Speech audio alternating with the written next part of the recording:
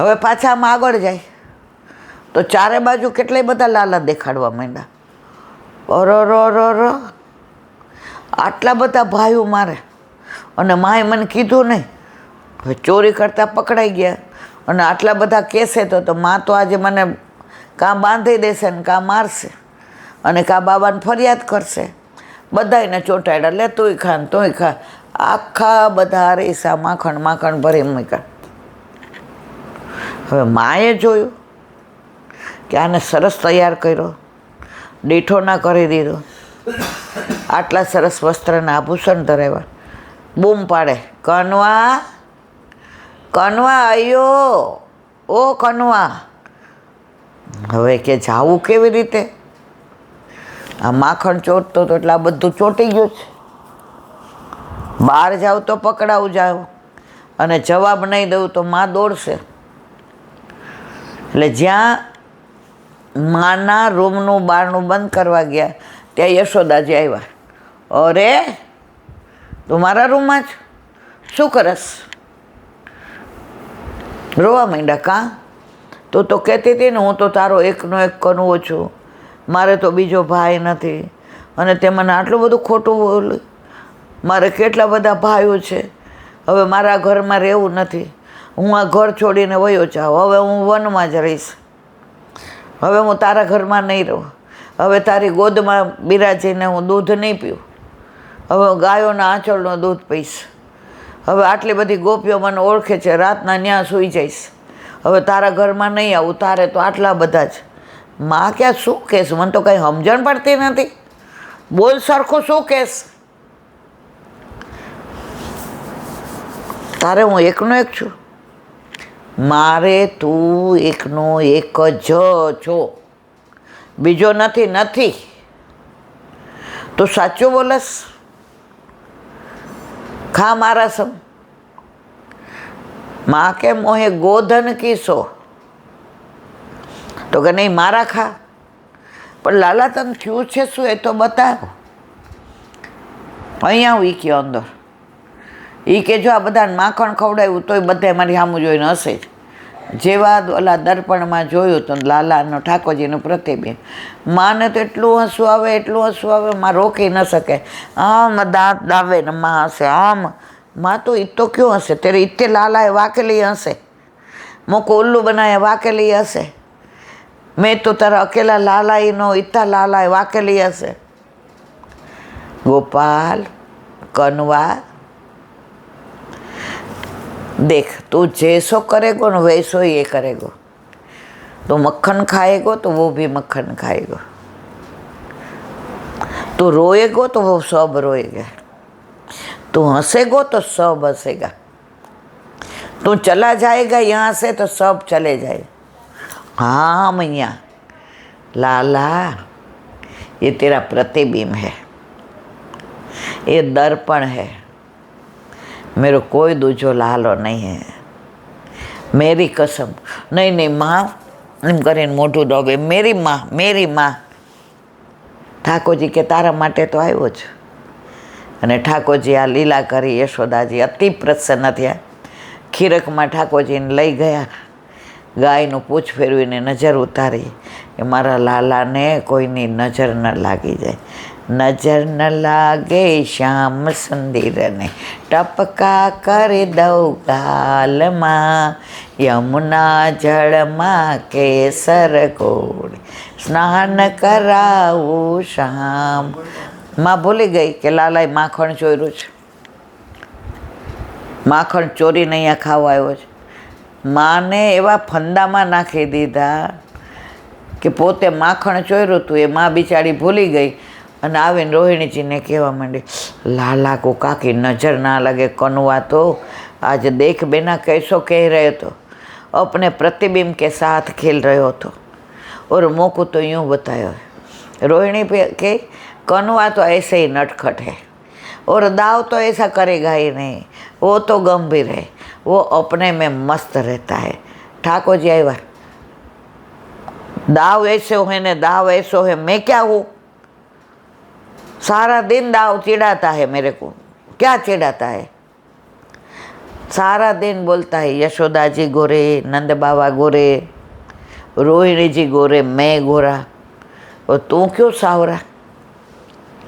यशोमती मैया से पूछे नंद लाला, राधा क्यों गोरी, मैं क्यों काला।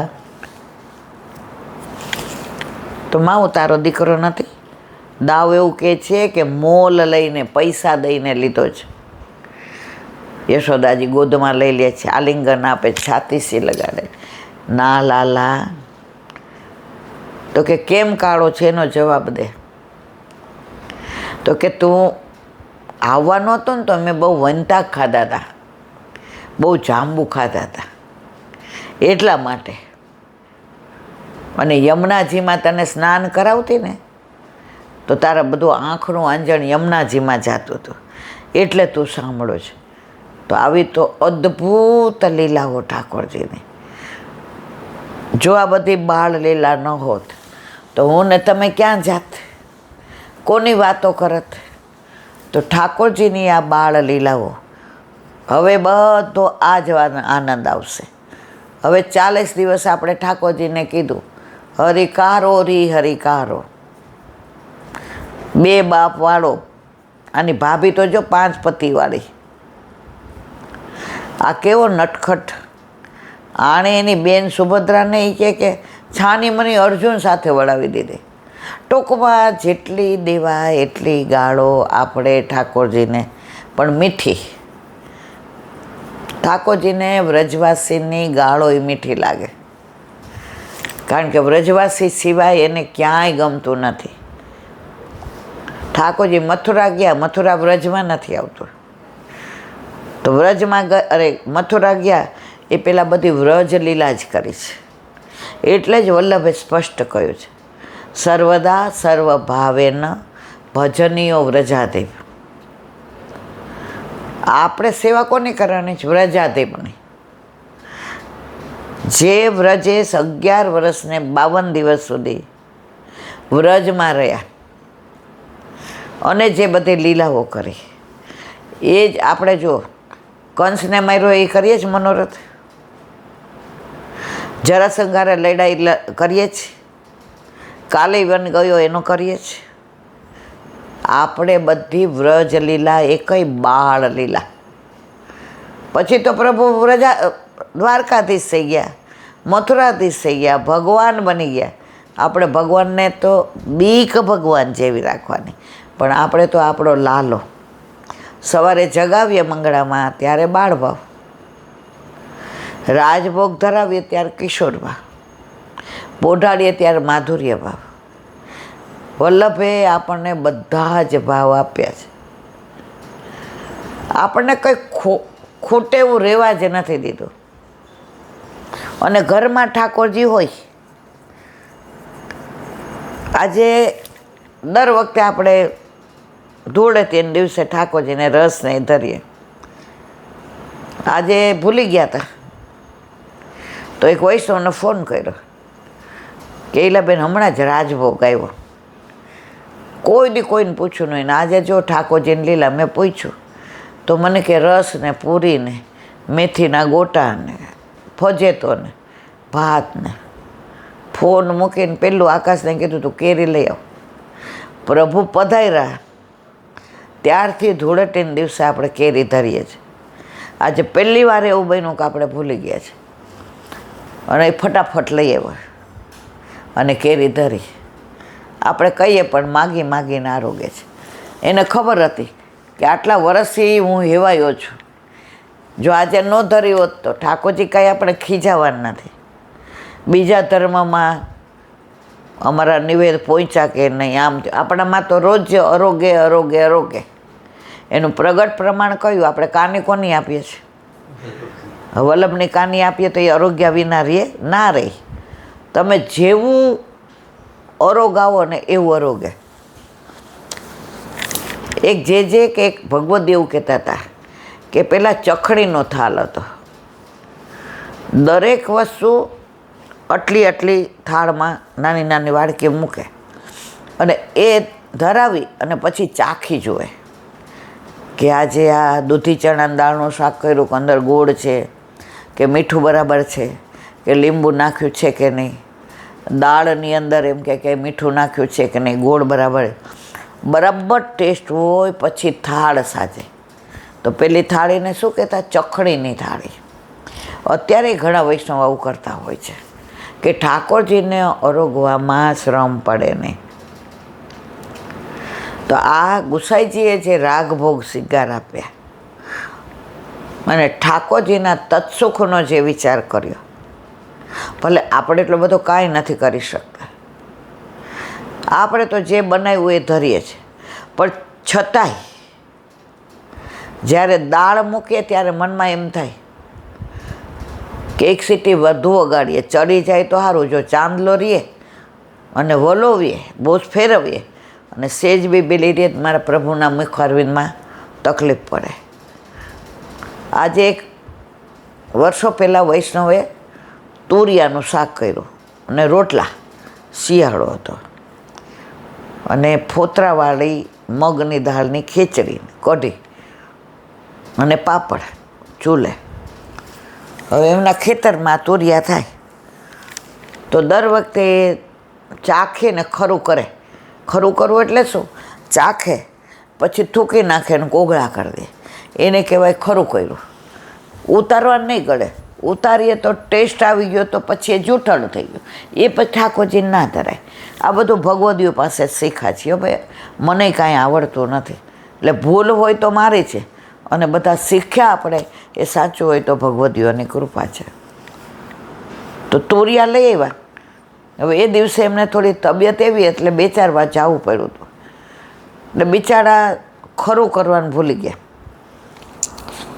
હવે ઘરમાં એના મિસ્ટર, એનો દીકરો, એની દીકરી અને એના જેઠનો દીકરો રહેતો હતો, કારણ કે જેઠને એ ગવર્મેન્ટની નોકરી હતી એટલે શહેરમાં રહેતા હતા. અને આ છોકરો અને એનો છોકરો બે હરખા એટલે ભાઈબંધ જેવા. એટલે ઓલાય ના પાડી કે હું તો કાકીની હારે જ રહીશ, હું નહીં આવું તમારે ભેગો શેરવા. હવે 5 જણા એટલે 500-600 જેવું શાક જે એ તોડી આવ્યા હતા ને પછી એણે તો છાલ બાલ ઉતારીને ભૂલમાં ખરું કર્યા વિના વઘાર નાખ્યો અને કોબીજનો સંભારો કર્યો. કોબીજનો કર્યો, જેનો કર્યો પણ આ ટીંડોળા અને મરચાંનો શેનો કર્યો. હવે બધાએ ગાયનું કાઢી લીધું અને પ્રસાદ લેવા બેઠા.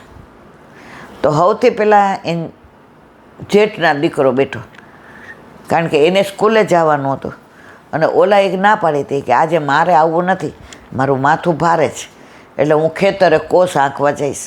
પહેલાં આવું ઇલેક્ટ્રિકનું પેલું નહોતું, એટલે બળદને કોસ કરે અને કૂવામાંથી પાણી કાઢી અને ખેતરમાં નાખે, એને કોસ આંકવો કહેવાય.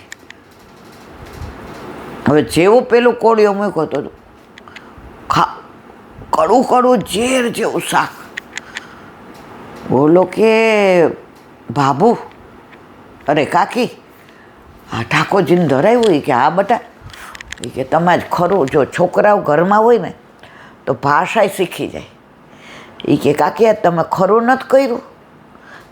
એ કે અરે બટા ખરું કરતા તો ભૂલી ગઈ, આજે 2-3 વાર જવું પડ્યું એટલે એ બળતરામાં મોડું થઈ જશે. હવે ઓલાને કીધું કે તું સંભારો લઈ લે. પછી એણે ઠાકોરજીને તો અનુસર થઈ ગયા, એટલે બીજું તો હવે કરાય નહીં, કારણ કે ઘરમાં ધૈર્યા વિનાનું કોઈ લેતું નહોતું. એટલે એના વર ને છોકરો બે બેઠા, તો એણે સંભારો દીધો. એટલે કે આજે શાક, એટલે કે આજે એવું જ છે બધું, કૂધું નહીં. એ લોકો ખેતરે ગયા, ઓલો સ્કૂલે ગયો ને પોતે બેઠા. નહીં રોટલો, નહીં હારે ખીચડી કે નહીં કઢી, 500-600 ગ્રામ તોરિયાનું શાક કડવું, એ બેને ઓલાએ બેસીને ખાઈ લીધું. શું કામ? મેં આજ મારા પ્રભુને શ્રમ આપ્યો છે. મારા પ્રભુને સુખ તો ન આપ્યું મેં, આજે મેં શ્રમ આપ્યો. એટલે આજે આખો દિવસ જળ પૂર્ણ મોઢામાં નહીં નાખો. એ જ્યારે એ શાક ખાધું એને ટોકરી અને જળ થોડું લીધું, બીજે દિવસ સવાર સુધી કશું મોઢામાં ના નાખ્યું. આવા ભગવદીઓ હોય ને એને ઠાકોરજી જતાવે. આપણે તો મેવોય થોડો ખાટો નીકળો હોય તો કહીએ હવે કાં જવા દો ને કાં કામવાળીને દઈ દેજો, આપણે નહીં લઈએ. કેમ?